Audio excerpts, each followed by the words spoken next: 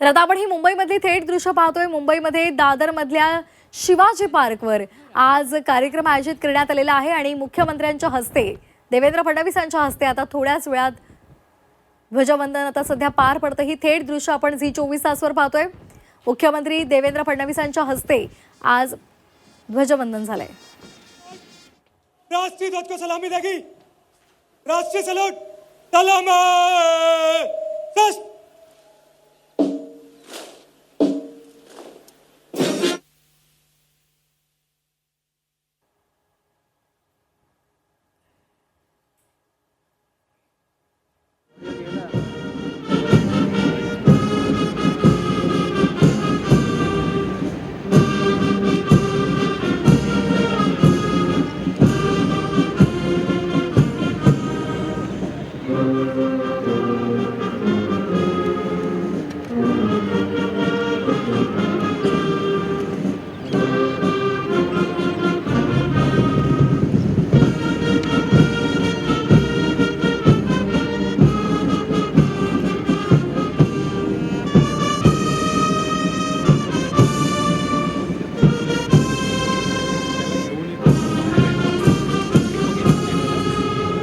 राष्ट्रगीत चालू आहे म्हणून राष्ट्रगीत चालू आहे म्हणून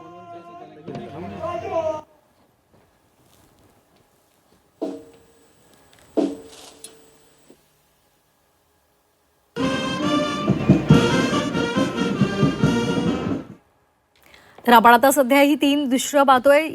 पहिलं दृश्य आहे मुंबईमधला प्रजासत्ताक दिनाचा सोहळा संपूर्ण देशभरात आपल्याला पाहायला मिळत आहेत। तर पहिल्या दृश्यामध्ये आपण देवेंद्र फडणवीस पाहतोय। मुंबईमधल्या शिवाजी पार्कवर देवेंद्र फडणवीसांच्या हस्ते ध्वजवंदन झालेलं आहे। तर दुसरं दृश्य आहे एकनाथ शिंदे यांनी ठाण्यामध्ये आत्ताच ध्वजवंदन केलेलं आहे। तर तिसरं दृश्य आपण पाहतोय अजित पवार यांनी ध्वजवंदन केलेलं आहे। सध्या आता संचलन सुरू होणार आहे।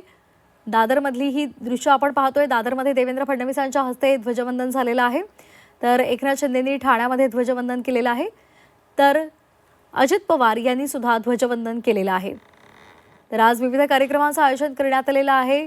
अनेक ठिकाणी सांस्कृतिक कार्यक्रमांचं सुद्धा आयोजन करण्यात आलेलं आहे आणि त्याचबरोबर मंत्र्यांच्या हस्ते ध्वजवंदनाचा कार्यक्रम सुद्धा संपन्न होतोय। मुंबईतली ही थेट दृश्य त्याचबरोबर ठाण्यातली मुख्यमंत्री उपमुख्यमंत्री आणि अजित पवार यांनी सध्या ध्वजवंदन केलेलं आहे। ती थेट दृश्य आपण झी24 तासवर पाहतोय। पुण्यामध्ये अजित पवार यांच्या हस्ते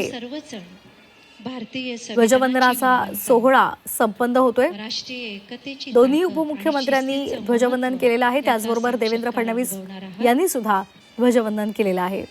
पोलीस दल, होमगार्ड, अग्निशामक दल, एनसीसी, शालेय मुले मुली, महिला प्लाटून सर्व परेड पथकाने आज दाखवलेली शिस्त, समर्पण आणि राष्ट्रभक्ती ही भावी भारताच्या सुरक्षित व सक्षम भविष्याची आश्वासक झलक आहे।